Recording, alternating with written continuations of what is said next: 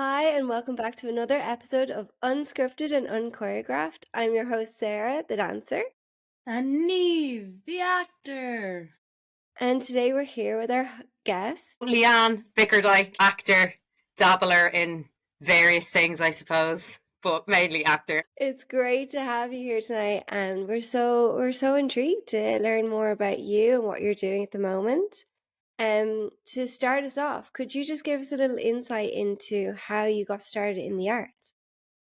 So I'm from like a really small village, and there was like a massive performance elements to the place. So there was always people doing performing arts and dancing and stage school and singing. And it was just kind of something that everyone kind of did. It wasn't like, I suppose, a conscious choice of I'm going to do this and I'm going to become an actor type thing.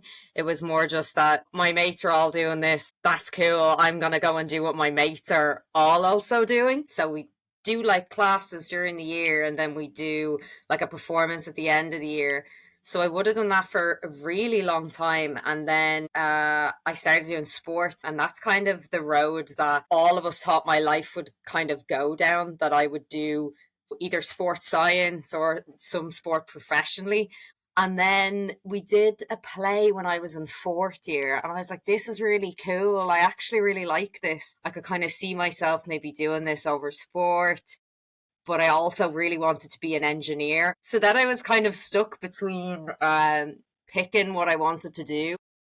And I had actually gotten into a school in England to study engineering.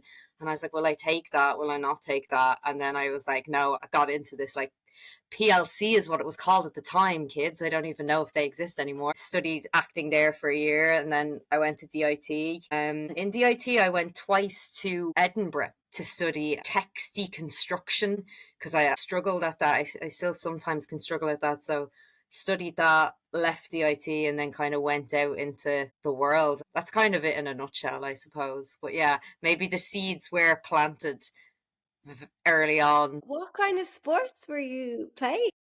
I did basketball for years for a local club. I was captain all 6 years the whole way through school.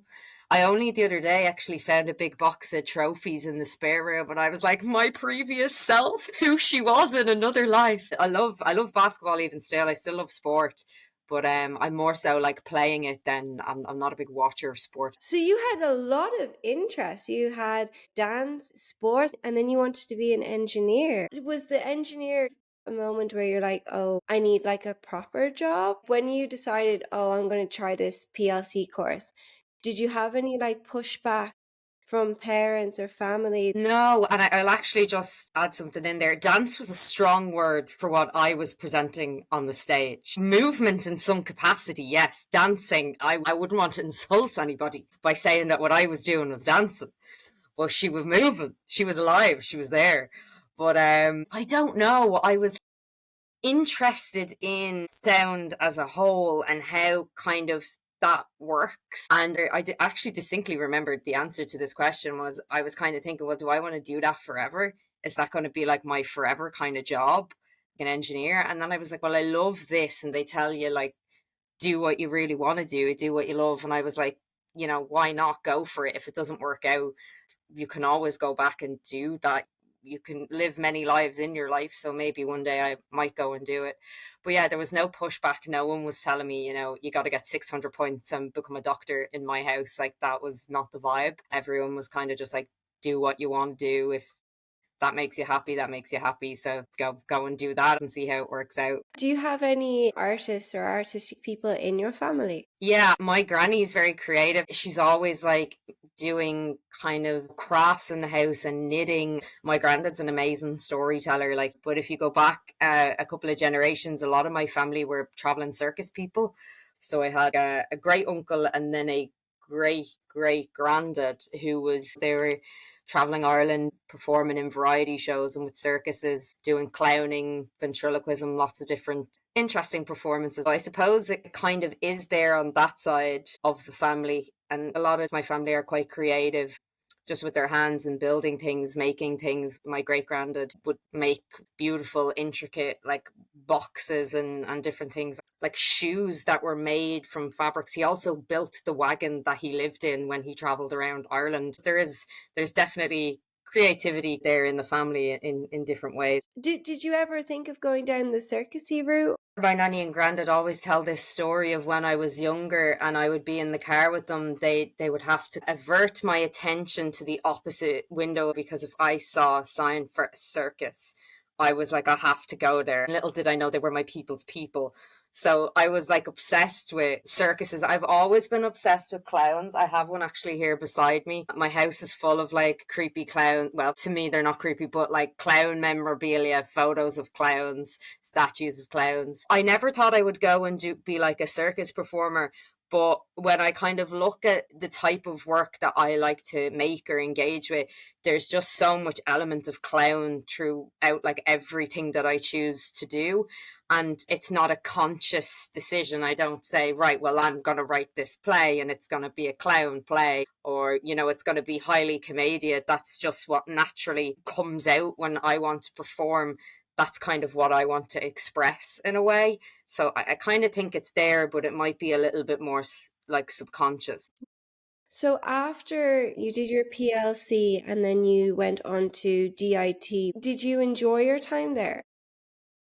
I definitely did. I enjoyed like my classes and I enjoyed like the people. Now, did I understand anything that was going on while I was there is a separate question altogether. If I went back to college now, like 10 years after, I would enjoy it and experience it in a very different way. I think I found a lot of things really difficult to grasp while I was there. Like a lot of the teachings to me were very, I don't know if theoretical is the correct word, but it wasn't until I left college and started working that I would say, that actually makes sense to me now. And I know how to use this specific thing we were doing at that time in an actual practical setting. Whereas maybe I in college was kind of struggling of how to compartmentalize all of the stuff and put it together.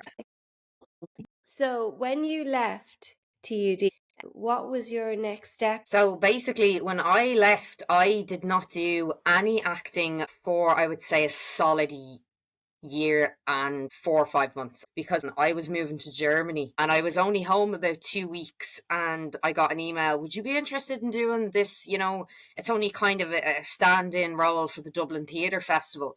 And I was like, yeah, no, I can do that. Ended up doing that. That play was The Patient Gloria, which was like an amazing production to kind of be involved with. Now, I was in the background, we were part of the ensemble, but even that, just getting to watch the two ladies on stage every night was amazing. And then I was kind of just in a free fall of kind of getting any work that I kind of could get. I don't think I was very specific in thinking, oh, well, I want my career to kind of go in this way or that way. I think that really changed or became a conscious decision after COVID. I think after all the lockdowns, I was kind of just really frustrated and not getting cast in anything and being like, this isn't working for me. I need to do something myself. So I did a playwriting course during COVID and wrote what went on to be my first play, Wretch, which went into Seen and Heard, then it went into the Fringe. And kind of off the back of people seeing that, I've gotten more connected with other performers. So I think going down the road for me of being the person who's mainly in control of creating the work, that's what works for me. Is there a particular character, genre, or era that you like to perform in? I really like fantasy, something that's a bit goth, something that's a bit dark. I've always loved Disco Pigs is one of my favourite plays, and I think I always wanted to be in that play. The idea now that you're going to cast in that is quite slim because they are meant to be 17. So Wretch was kind of my version of being cast in a play of a character that I would really like to play, like being in Disco Pigs or being in Howie the Rookie or Train Spotting, that kind of character. I wasn't going to get that, and they're mainly male characters as well. So I'm going to write my own and I'm going to cast myself in a role that I think plays to my strengths. So that was kind of a conscious decision. But yeah, there's so many roles that I'd love to do I would love to play Macbeth. I'd love to be in a version of Macbeth. I'd love to do a version of Dracula. I think that would be a really cool stage production to do. Something that's very hyperly physical, kind of intense, a bit mad, a bit farcical. That's kind of what draws me. I love really intense actors. And I've only figured this out about myself in the last few years that, someone who's hyperly intense, there's someone I want to watch. How did you find the like creating and writing process coming from a place of I want to be in this play, but the characters are 17 and that's maybe not something I would be cast in? What was that like? I suppose I'd never written anything before. So whether it was good or bad, sure, I didn't know. But I was going to write it nonetheless. And it was kind of monologue by monologue. And then I kind of remember kind of tying them all together with a through line. And I think, yeah, it was kind of out of frustration of being like, there's not that much theatre work going, and I really want to do this, this, this, and this. If that's not going to happen, well, maybe let me see if I could do it myself. So it was kind of out of necessity. And it was a challenge for myself as well to see if I could actually write something. And it's very difficult. So anyone who is a playwright or writes anything, I tap my hat off to them because it's incredibly, incredibly difficult. And I don't think I personally might have found that at that time because I was so new. I'd never written anything, so there is no pressure because you've nothing to pin it up against. But now I kind of look back and go, Jesus, she balls of steel there. She's just writing that, and I'm gonna do this, this, this, and this. And When you submitted Wretch to the festival and it went from Seen and Heard to the Fringe Festival, how was that experience? Seen and Heard was an excerpt. It was about 35 minutes. And that was grand. That all went really good. It was actually the Fringe that I found was a massive, massive undertaking. Myself and the director did quite a long period of rehearsals. I think we did rehearsals for 4 months. Every second week we'd do 2 days maybe over the 4 months. And that was a tough gig. I'd never done anything to the scale of Fringe before. I found it really hard work, but massively good payoff at the end because I felt like I'd done something that was solely mine. I picked the backdrop. I picked those lights. I picked this, this, this, and this. So it was a true representation of me at that time and what I kind of wanted to show. And I had a sprained ankle. I had 2 cracked teeth doing the whole thing. I was near falling apart at one stage, but I loved it. I'm actually writing one now at the moment, so you can't be stopped. Once you get the writing bug, I think it sticks with you. But I didn't get into the Fringe straight away. I didn't get it the year I did Seen and Heard. I got it the year after, and I had done a lot of edits to the script. And then we went back and looked at them and changed the whole thing back to the original script because we felt that the changes didn't work. I remember is what the feeling was on it. And it remained from when I did it in COVID. It's probably had a very minute changes to what that script still looks like now. And did you have many people that you were working with that you could do these edits to? Because as a one-woman show, you don't necessarily have other cast members to bounce ideas off. So how was it creating those edits? And did you have many people around you to help? Well, when I did the playwriting course, they'd give feedback and they'd be like, well, maybe you could do this with this and this and this. But my director, Rob, was brilliant in that if he go, maybe that doesn't make sense, yeah, just cut it. I'm not someone who's precious about anything when it comes to the script. I definitely think I find emotion much more interesting than the actual line itself. Now, that's a whole other discussion, but I'm not precious. If they feel like something needs to go or doesn't make sense, I'm like, yeah, just cut it and let's go on.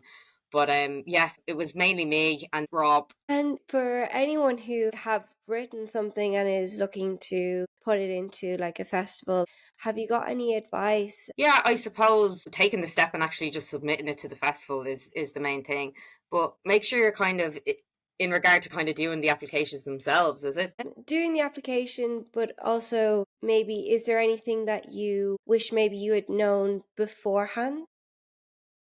Oh yeah, Yeah, like I don't know. I didn't know how to put on a play. I had only done plays that were very site specific. I've worked an awful lot in that over the years where, sure, I was out in a field doing that play. So I don't know anything about rigging lights. I don't know anything about color schemes. I don't know about what this person has to be hired for a job. I've never even heard of what the job is before, but now we need one. So that person has to be hired. So I'd say I had a great resource in that my director had worked for, shout out Rob, had worked for a really long time and was able to kind of guide me in that. But having a good understanding of what you're actually trying to do and the people that you need to do that specific job, because it's going to be different on every production note that you ever do. So that was a real eye opener for me, especially because it was one woman. So everything's directed at you. You're the captain of the ship. So you have to have all the answers. And I didn't have the answers. I would advise having a good knowledge of what you need and what you don't need and reaching out to people who can help you. I was sending people emails, hey, I don't know how to do this. Do you know how to do it? No. But my cousin's boyfriend's uncle's son, I believe, once did a day as doing that. You know what I mean? So reach out and have a good a list. A list is what I would advise. You've done work since Wretch. Was your creative process similar or was it different for these new works? Each of the plays that I've done has been quite different in the sense that you're working with different people, so you need to understand what that ensemble of people needs at that time. Doing my own work on a show, I tend to use similar things that I would have taken from college and being in courses. One of the first things I do, I make a playlist for every character that I do. I link like specific songs that remind me of that character and then listen to them kind of on repeat. I will read the script, if not multiple times a day, at least once a day, and then I write questions that I have about the character. They don't necessarily have to be answered. I've never done anything like, the way you hear people, and I was walking around with the sword. I was holding the sword there now for 2 weeks. I was going to pavilions doing the shops, and I had the sword in the belt there. I don't think I've been doing anything kind of manic or anything. I suppose I would work an awful lot with how I physically think the character looks, how this person walks, talks, interacts with the world around them, and go from there. I found that when I did Wretch, that there was like a vocal tone that came out immediately when we started doing rehearsals, and tone kind of influenced how the body started moving. It was very specific and I didn't make conscious decisions, but a lot of the time when you're in rehearsals, these things kind of start to manifest themselves. I suppose I don't really think of it as a process. I think, well, this is my research, what I'm doing for this person. If I had to maybe do something very specific, like learning how to go on like a unicycle or something, that might take an awful lot of practice. But yeah, each one is different. But I tend to start off with the playlist. When I did Hate Fuck in April, I had the whole script podcasted because I had so many lines that I made the podcast myself and I would constantly listen to it. But yeah, I don't even know if I've answered the question. I don't even know if I remember the question. But that's what I do. And you can only do so much because then you do things and you go in and there's another person and everything that you've prepped changes because this other person is not doing it the way that you have imagined it in your head, So now everything goes kind of out the window. So there's only so much for prep, I think, and then you just kind of have to go with the flow. How did the production of Dublin Riots go? That was really cool. That was like a promenade style. So I don't know if you've been in the Axis in Ballymun. It's a huge theatre.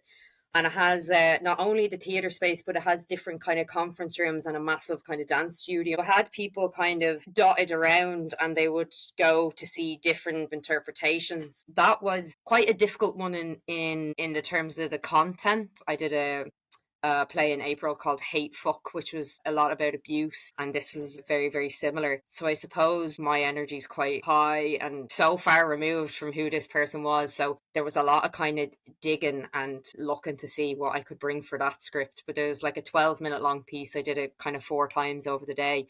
But Yeah, I did enjoy the play as much as it was definitely a challenge. It was written by a lady called Melissa Knowles.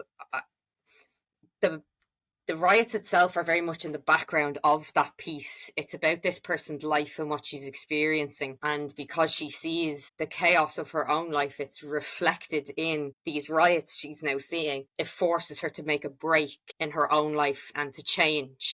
And to leave a situation that's not a very nice situation. And I thought that that was really, really, really powerful. That came from the actual writing of the script. So that's kind of why I really did want to be involved. I was just wondering, as an actor, preparing yourself for a role like your role in Hatefuck, which was extremely violent, how do you look after yourself? I felt very, very comfortable with the group that I was working with.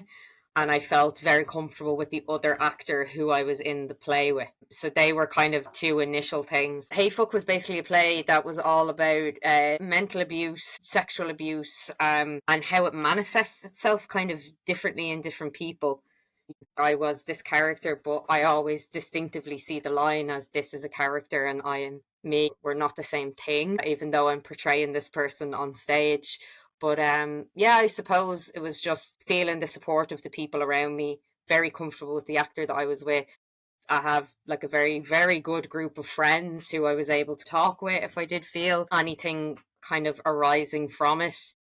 But it's knowing your boundaries as a performer as well, and knowing when to kind of go, I'm comfortable with this and I'm not comfortable with that. I think that was even said to me before I auditioned, that this was going to be this specific type of play. And I was okay with that.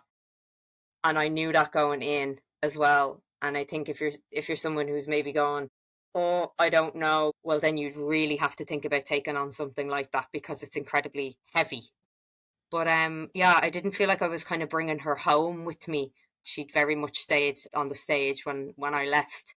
But I think I haven't had to get to that stage yet because I've never done a very, very long run of a play that was going on for like 3 months. I think if I had done Hey Fuck for 3 months, we would be having a very different conversation. How do you learn lines? I consider myself somebody who's bad at learning lines. But that specific one, Wretch, I believe, was 20 A4 pages. And I did that over a series of months. So eventually I wasn't learning it. It becomes in your psyche. I think Hate Fuck might have been double the amount. I spent at least an hour every day on my own and I would learn a page a day. And that's how I did it. And then I would continuously listen to it. And I had about 6 weeks before I did the show to learn the lines off. And that's something that as a performer gives me great comfort because I think I live in a slight anxiety of not knowing lines properly. So as soon as I'm casting something, I like to have the script straight away. I like to be able to read and read and read and read, making the playlist and stuff like that. But it's repetition. It's just continuously reading all the time. There is no kind of great magic to it. And I think some people are just inherently good at learning lines. I think it's, like a skill that people just have or don't have.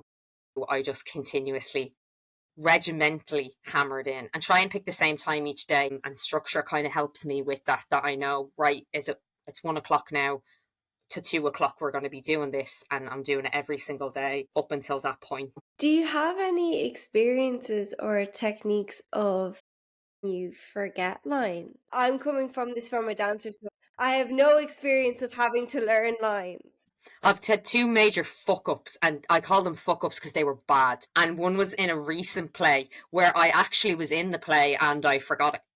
Like, I genuinely forgot it. I forgot the play and I just had to stand there. This has been my one fear. A lot of people would be surprised, I think even my closest friends, to hear this. I have really bad stage fright. And I actually did a show with Neve one time when we were in Seen and Heard. And I was like, lads, I have to go home. I can't do this show. I can't go out on that stage. I'm the worst person on the opening night of the show. I'd be trying to cancel it. I'd be trying to go home. I think I can't do the show, genuinely. And I forgot to play. I'm standing there. And I just had to stand there. And then eventually I found my way. I'd only done about 10 lines of the first page. I found my way into the third page. And then I found my way to the bottom of it. And then I went back into the first page. But because of the way it was written, it didn't matter. the way that it was structured. I could circle back onto page one. And that's again, that's with repetition. That's the skill of hammering in those lines, that if you go and you go, shit, I'm in the wrong place, no one's going to know, first of all, especially if it's a play you've written. Second of all, you can circle back around and get straight back into it. But it did happen to me recently where I thought, oh, I'm actually going to have to leave the stage. I actually don't know where I'm about to go right now. And it was really, really, really scary. And I hope it never, ever, ever, ever happens to me again. I actually am getting the sweats. I'm not even joking, even thinking about when it happened. Don't make eye contact with people. That's actually one of the golden rules I would say to people. Never make eye contact with people in the audience, because then they throw you off. Someone's looking at you crying, you're doing some monologue, and now you've actually forgot where you're meant to be. No direct eye contact unless it's very strategic and very stylized, because I think that's what actually threw me recently. We got there and we're here to tell the tales. Now, I do remember doing one show a long time ago. I had a built-in retainer, and my retainer snapped, and there was something going on with one of my teeth, and I had to go to the dentist in between shows, and an emergency came into the dentist, so they pushed me back in the time, right? So I'm in the car on the way to the show. They didn't push it back. They started the show. And I'm in the costume from the waist up. And I have a horror memory that I actually couldn't get into the theatre on time. I had to come into the theatre, into the seats, and start as my character in the theatre. I had to crawl onto the stage in half the outfit. I'm not even lying. This happened. In half the outfit from the waist up, and high-waisted jeans and Doc Martens from the waist down. Oh, it was mental. It was mental. That's not the most traumatizing thing. Dare I ask what is? I was doing a gig before, and a man took a dog out of a Louis Vuitton bag in the middle of the show. It was a celebrity, and the dog was a celebrity. And everyone turned and looked at this dog, and I was just sitting there in the corner telling me stories. Your man was mad famous. I didn't know he was famous. The dog gets taken out of a Louis Vuitton bag. The dog looked like Gizmo the Gremlin from the Gremlins. I didn't even think the dog was alive. It didn't even look like it had a pulse. And I'm sat there going, on the Lord of God's green earth is going on here. He smuggled it in. Well, a lot of the stories that are in Wretch actually really and truly happened. So everything that is in that play happened. So if anyone's seen it, they're probably thinking, Jesus, there's some crazy stories. I did run them by the people. I said, I am putting these in. Your names aren't going to be in them or anything. But stealing a priest's bike out of the garden, it was a time. I did not do it. Disclaimer. All these mad things do make it in some way or another.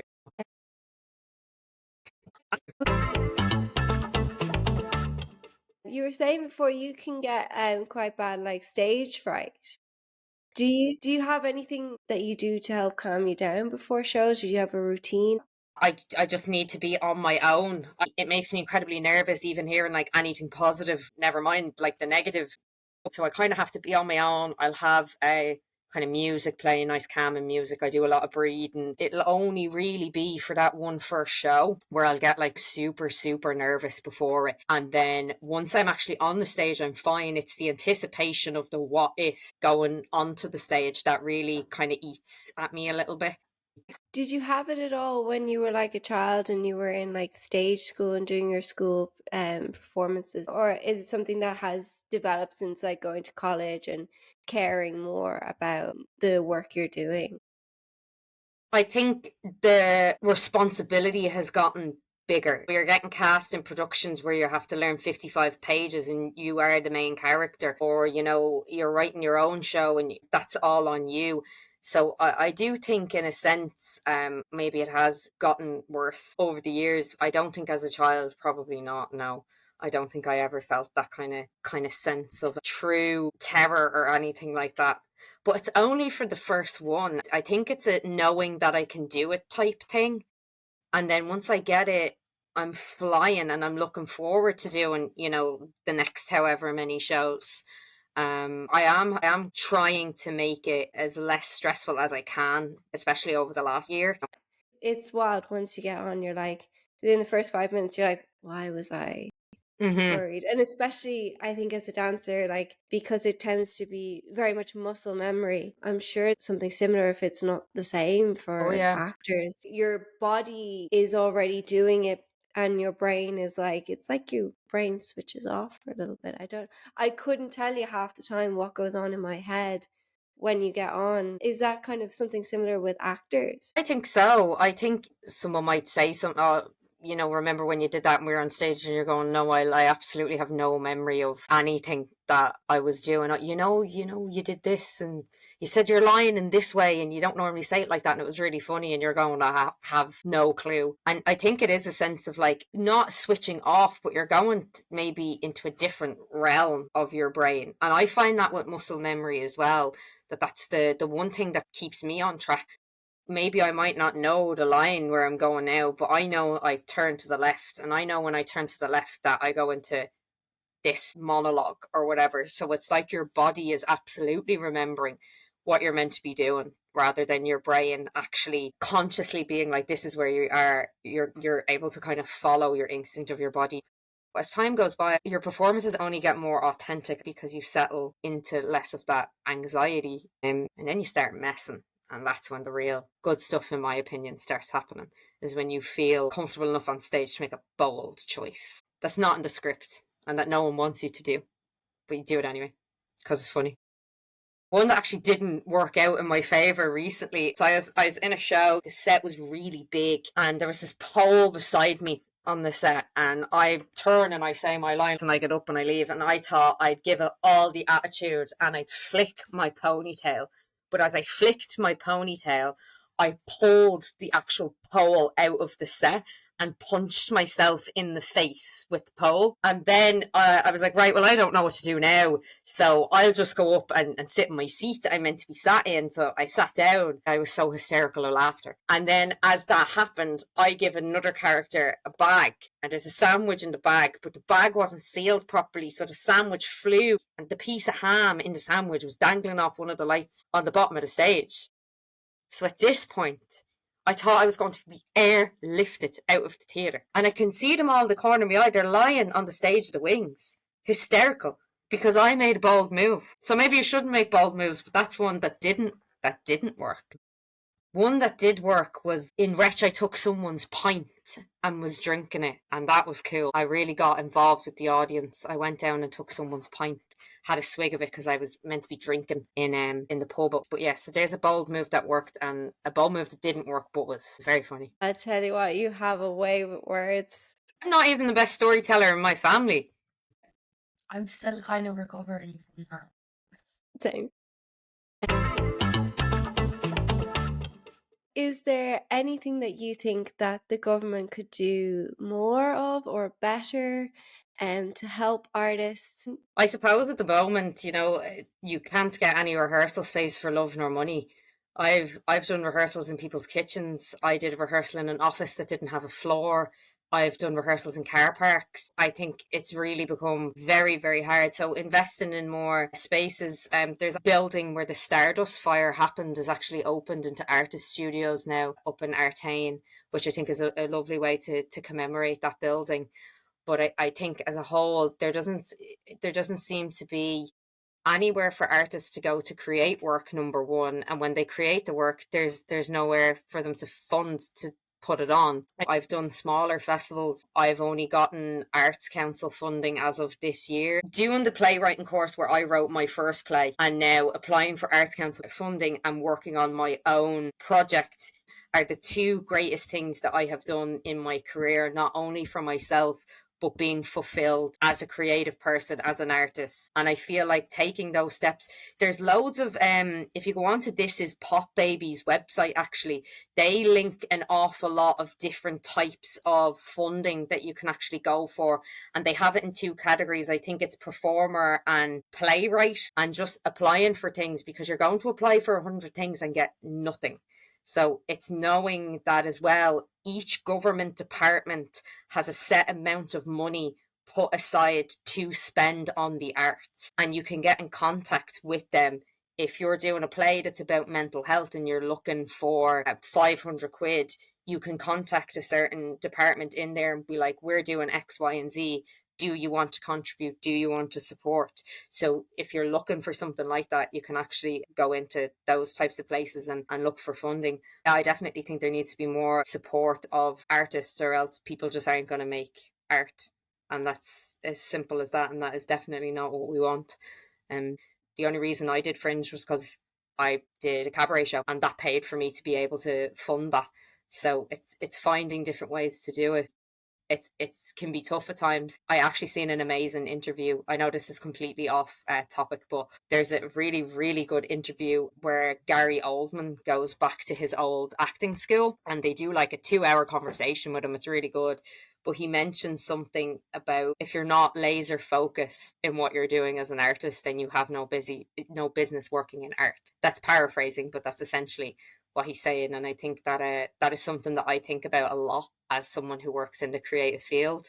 I'd never dishearten anyone to get involved in being an actor or a dancer or whoever you are, but it's knowing that there's going to be a high possibility that you'll work twice as hard for twice as little in the industry. But it means that you just have to persevere and kind of keep pushing.